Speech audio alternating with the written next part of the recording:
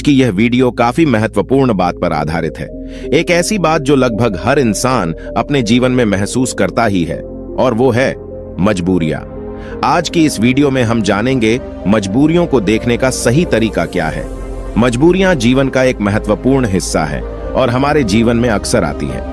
मजबूरी एक व्यक्ति के जीवन में ऐसी स्थिति को दर्शाती है जहां व्यक्ति कुछ करने में सीमित रह जाता है, अक्सर बिना अपनी इच्छा के, क्योंकि उनके पास कोई दूसरा विकल्प नहीं होता। ऐसी स्थिति में हम जो करना चाहते हैं, हम वो चाहकर भी नहीं कर पाते। यह एक ऐसी परिस्थिति होती है जहां पर व्यक्ति अपने मन के अनुसार चुनाव नहीं कर सकते और अपने हथियार डाल देते हैं। मजबूरी में हमें अक्सर वही करना पड़ता है जो हमारे सामने रखा गया हो, न कि वो जो हम करना चाहते हैं। ये मजबूरियां हमारी आर्थिक, सामाजिक, पारिवारिक और व्यक्तिगत स्थितियों से जुड़ी होती हैं। कुछ लोग मजबूरियों से कोसों दूर भागते हैं और कुछ लोग उनका डट कर सामना करते हैं। मजबूरियों से निपटने के लिए नए तरीके ढूंढते हैं। तो आइए इस कहानी के माध्यम से जानते हैं कि कैसे हम अपने जीवन की एक मजबूरी को एक अवसर में बदल सकते हैं। यह कहानी एक व्यक्ति के बारे में है जो बहुत दुखी था। एक समय की बात है, एक छोटे से गांव में एक आदमी रहता था। वह गरीब था और उसके पास केवल एक छोटा सा घर और छोटी सी जमीन थी। उसका जीवन कठिनाइयों से भरा पड़ा था और उसकी मजबूरी उसे रात दिन परेशान किया करती थी। अपनी पत्नी और एक बेटा होने के बावजूद वह आदमी बड़ा ही अकेला महसूस करता। वह मन ही मन सोचता रहता कि मेरे जीवन में कितनी मजबूरियां हैं। मुझे अपने घर का खर्च चलाने के लिए रोज काम पर जाना पड़ता है। अगर मैं काम नहीं करूंगा तो मेरा परिवार क्या खाएगा? मेरा घर कैसे चलेगा? मेरे बेटे के जीवन में अच्छा भविष्य लाने के लिए मुझे मजबूरन काम करना पड़ता है। उसे अपना काम एक बोझ लग रहा था और यह सोचकर वह बहुत दुखी था। एक तरफ जहां लोग उसी गांव के तालाब पर मस्ती करने आते और अपने दोस्तों के साथ सुकून भरा वक्त गुजारने आते, वहीं इस आदमी को वहां मजबूरन मछलियां पकड़नी पड़ती ताकि उसके घर के खर्चों में खाने पर होने वाला खर्च कम हो सके और उसका परिवार यह तालाब से पकड़ी हुई मछलियां खा सके। वह आदमी मजबूर था और वह अपने परिवार को खुश देखना चाहता था, पर उसकी मजबूरियों ने उसके घर से सुख और शांति को खत्म ही कर दिया था। उसे ऐसा लग रहा था कि अपने जीवन में इतने सारे कमियों के कारण वह कभी खुश नहीं रह पाएगा। एक दिन इसी बात से परेशान होकर वह एक पेड़ के नीचे बैठकर रो रहा था। तभी एक साधु उसकी ओर आ रहा था। साधु ने देखा कि उसके चेहरे पर बहुत सारे गम थे। उस साधु ने देखा कि वह व्यक्ति दुखी होकर फूट फूट कर रो रहा था। साधु ने उस व्यक्ति के पास जाकर पूछा, क्या हुआ बेटा, तुम इतने क्यों परेशान हो? उस आदमी ने साधु की ओर देखा। वह साधु साधारण कपड़ों में था और उसको देखकर व्यक्ति सोचने लगा, भला ये साधु क्या मदद कर पाएगा मेरी? व्यक्ति ने उससे कहा, तुम तो एक साधु हो, भला तुम क्या मदद करोगे मेरी?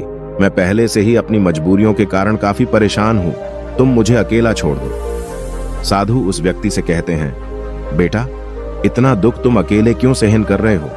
मुझे बताओ क्या हुआ, शायद मैं तुम्हारा दुख दूर कर सकूं। वह व्यक्ति उस साधु से कहता है, तुम मेरा दुख दूर करोगे? तुम मेरी मजबूरियों से मुझे मुक्त कैसे कर सकते हो? तुम्हें तो खुद नहीं पता मजबूरियां क्या होती हैं। तुम्हें कौन सी मजबूरी का सामना करना पड़ा अपने जीवन में? तुम क्या जानो मजबूरी? तुम्हें किस बात की चिंता? तुम तो काम भी नहीं करते, तुम्हें किसी परिवार का ध्यान भी नहीं रखना।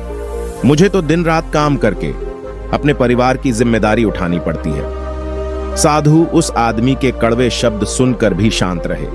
वह समझ गए कि यह आदमी अपने जीवन में अपने कामों और मजबूरियों को बुरा समझता है और इसी कारण यह काम को बोझ समझकर मन से किसी भी काम को नहीं कर पा रहा है। साधु हंसकर कहते हैं, बस इतनी सी बात, मैं तुम्हारी मजबूरियों को एक ताकत बना सकता हूं। तुम्हें कभी भी काम करने में बोझ महसूस नहीं होगा। तुम्हें अपने परिवार के लिए काम करना कभी बोझ नहीं मानोगे। मैं तुम्हें एक ऐसा रास्ता बताऊंगा जिससे तुम हर काम खुशी खुशी करोगे, लेकिन तुम्हें पहले मेरा काम करना होगा। क्या तुम तैयार हो?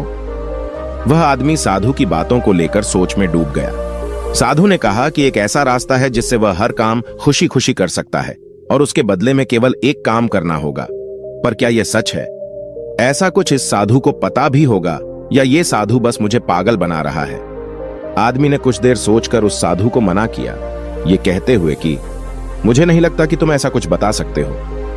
आदमी मना करके वापस घर लौट आया। कुछ दिनों तक तो उसके दिमाग में वह साधु की बातें घूमती रहीं। लेकिन धीरे धीरे वह उस साधु और उसकी बातों को भूलता गया। उसके दिमाग से साधु भी धीरे धीरे निकलता गया। वह फिर से अपने रोज के दिनचर्या में वापस चला गया। फिर कुछ महीनों बाद उसे एक दिन अपना मित्र मिला। वह मित्र उससे कहता है, हमारे गांव में एक बड़े ज्ञानी साधु प्रवचन देने आ रहे हैं। वह जो भी कहते हैं वह करके दिखाते हैं। वह बहुत बुद्धिमान है। उसका मित्र उस आदमी से कहता है, तुम भी चलो मेरे साथ, तुम्हें वहां आनंद आएगा। कभी तो अपने लिए कुछ समय निकाल लिया करो, तुम कितनी मेहनत करते हो। वह आदमी सोचता है, मैं तो वैसे ही अपने रोज के काम में मग्न रहता हूं। मेरा मित्र सही तो कह रहा है, कभी अपने लिए भी समय निकालना चाहिए। वह अपने मित्र के साथ उस साधु के उपदेश को सुनने और वहां जाने के लिए राजी हो जाता है। अगले दिन यह व्यक्ति अपने मित्र के साथ उस आश्रम में जाता है। वहां उसे वही साधु दिखता है जो उसे उस दिन काम को खुशी खुशी करने का मार्ग बताने का वादा कर रहा था। मित्र से बात करते समय उसने पूछा कि क्या यही वो साधु है जिनके उपदेश हम आज यहां सुनने आए हैं। उसके मित्र ने पुष्टि की कि हाँ, यह साधु वाकई महान है और उनके पास ज्ञान की अमूल्य धारा है। और तो और उसके पास तो स्वयं राजा भी ज्ञान लेने आते हैं। वह आदमी अपने मित्र से कहता है कि मैं इस साधु से मिल चुका हूं। फिर वह आदमी अपने मित्र को सारी बात बताता है। उसका मित्र पूरी बात सुनकर कहता है, अगर यह साधु ने तुम्हें वचन दिया है तो अवश्य ही वो उसे पूरा करेंगे। तुम्हें उनसे फिर से मिलना चाहिए। आदमी फिर मन ही मन यह सोचता है कि क्या मेरा अब उनसे मिलना ठीक रहेगा। मैं उन साधु के पास जाऊं कि नहीं, वह मेरे बारे में क्या सोचेंगे। परंतु अब उसके मन में यह विश्वास था कि वह साधु उस दिन उसे पागल नहीं बना रहे थे। और अगर थोड़ी सी भी उम्मीद है कि मैं एक ऐसा रास्ता जान जाऊंगा जिससे मुझे कोई भी मजबूरी, कोई भी पीड़ा छोटी लगने लगेगी और मैं उस काम को खुशी खुशी करूंगा, तो ये मुझे जानना ही है। फिर भले ही मुझे उन साधु के सामने शर्मिंदा ही क्यों ना होना पड़े, चाहे कुछ भी हो, मैं इस मौके को अपने हाथ से जाने नहीं दूंगा। यही सोचकर वह आदमी उन साधु से मिलने का निश्चय करता है। उपदेश समाप्त होते होते शाम हो चुकी थी। जैसे ही वह उपदेश समाप्त हुए, सब लोग आश्रम से बाहर जाने लगे। वह आदमी उस साधु के पास जाता है। वह आदमी कहता है, गुरु, क्या आपको याद है मैं आपको मिल चुका हूं। मुझे माफ करना, मैंने आपको उस दिन काफी भला बुरा कहा और मैं उस वजह से बहुत शर्मिंदा भी हूं। मुझे अब बहुत पछतावा हो रहा है, परंतु क्या आप मुझे वह मार्ग बता सकते हो जिससे मैं खुशी खुशी काम करूं। मैं आपका कोई भी काम करने के लिए तैयार हूं। साधु हंसते हुए कहते हैं, हाँ, मुझे याद है, तुम वही आदमी हो जो उस दिन दुखी हालात में मुझे मिला था। ठीक है, मैं अपना वादा पूरा कर दूंगा, लेकिन अब शाम हो चुकी है और मैं पूरे दिन उपदेश देकर थक गया हूं। तुम मुझे कल सुबह इसी आश्रम के बाहर मिलना।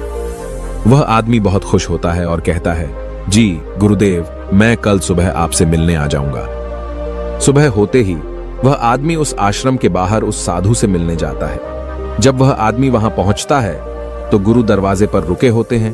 वह व्यक्ति उन साधु के पास जाता है और कहता है, गुरुदेव, मैं तैयार हूं।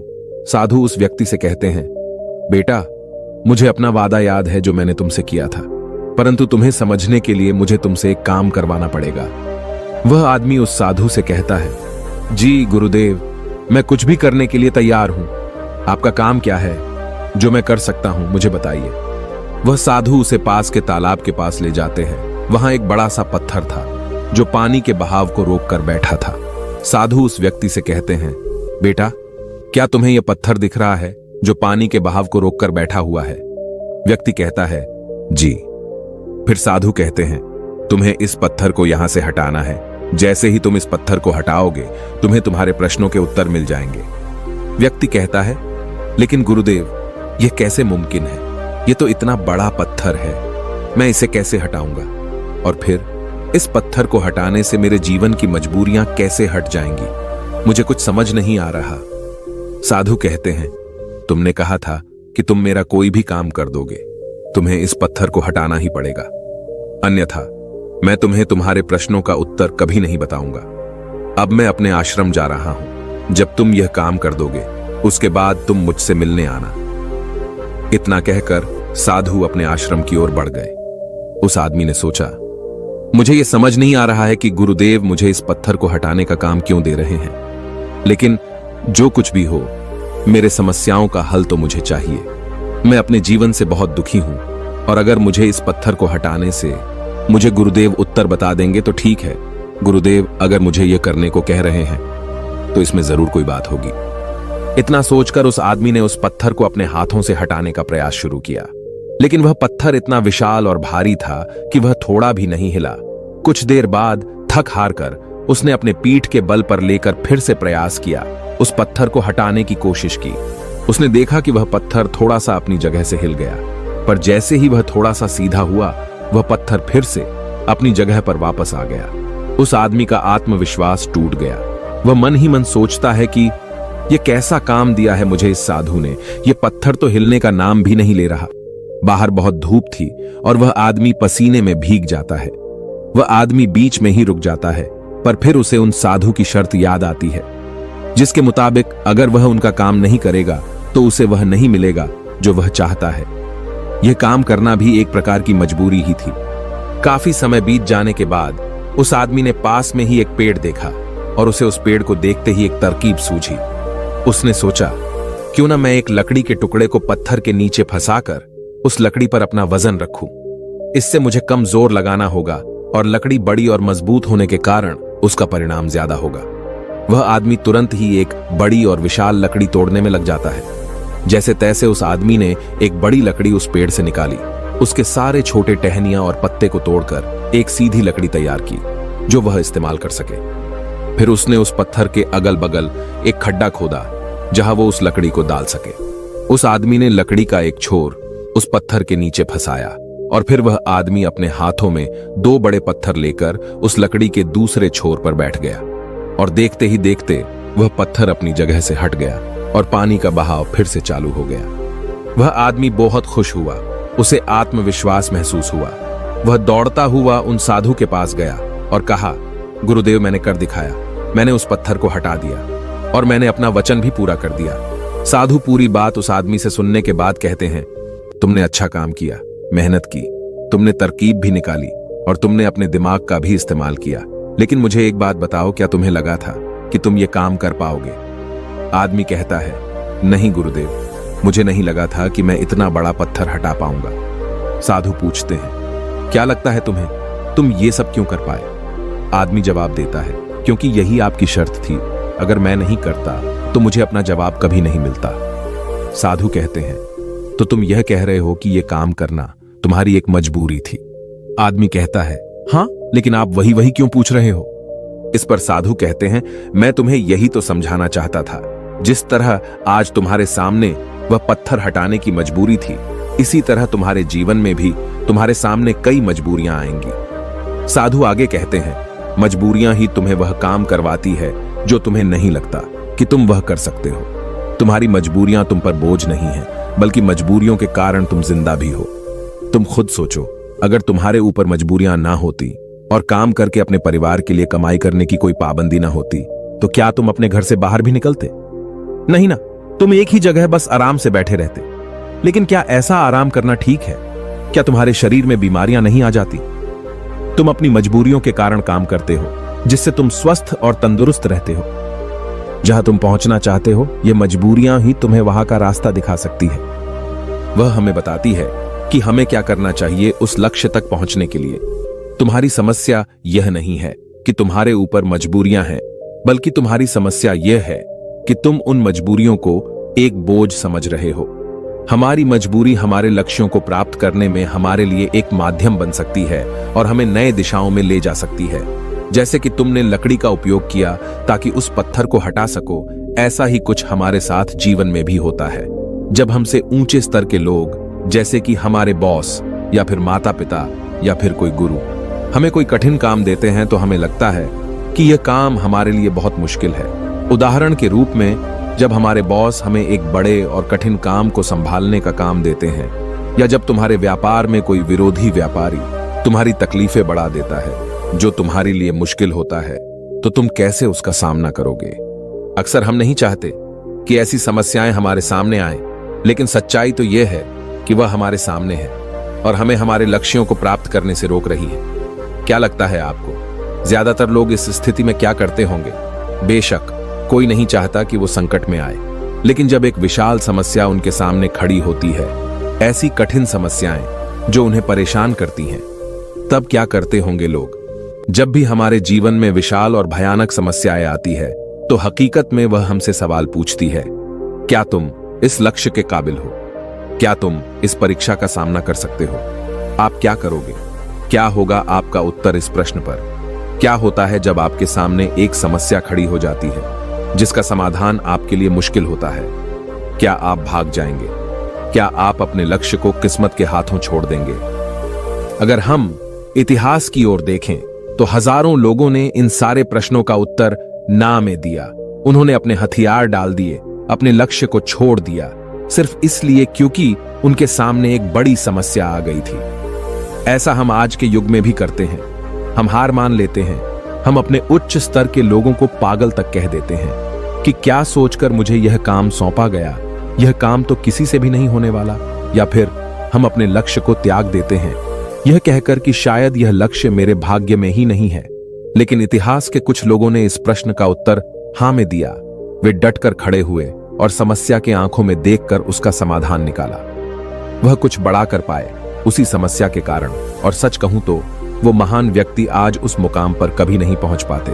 अगर उनके सामने वह समस्या नहीं आई होती तो उनकी समस्याओं ने उन्हें बड़ा बनाया, उन्हें मजबूर किया नए रास्ते ढूंढने में, कोई ऐसा रास्ता जो आज तक किसी ने नहीं सोचा था। बड़े और महान लोग भी अक्सर अपनी समस्याओं से जूझते हैं और उन्हें पार करने के लिए नए रास्ते ढूंढते हैं। समस्याएं हमें मुश्किल में डालती हैं और हमें मजबूर करती है नए रास्तों की तलाश करने में। यही तरीका है जिससे हम अपने लक्ष्यों को हासिल कर सकते हैं और अपने जीवन को सफल बना सकते हैं। और यही सही तरीका है हमारी मजबूरियों को देखने का। जब तुम्हारी नजर अपने लक्ष्य पर होगी तो तुम्हें अपनी समस्याएं छोटी लगने लगेगी। इसीलिए मजबूरियां अच्छी होती हैं। तो अगली बार जब तुम किसी मजबूरी में खुद को पाओ तो खुश हो जाना, क्योंकि यह एक मौका है तुम्हें अपने आप को साबित करने का और उसी दौरान वह बनने का जो तुम पहले कभी नहीं थे। दोस्तों, आपने आज के इस वीडियो से क्या सीखा वह मुझे आप कमेंट में बता सकते हैं। इसी के साथ में उम्मीद है कि आपको आज की वीडियो पसंद आई होगी। तो इस वीडियो को उस इंसान को शेयर करें जिसे इसकी सख्त जरूरत है, और उसी के ठीक बाद चैनल को सब्सक्राइब करें। तो चलिए फिर मिलते हैं ऐसी एक और नई वीडियो में। तब तक के लिए अपना ख्याल रखें। धन्यवाद और नमो बुद्धाय।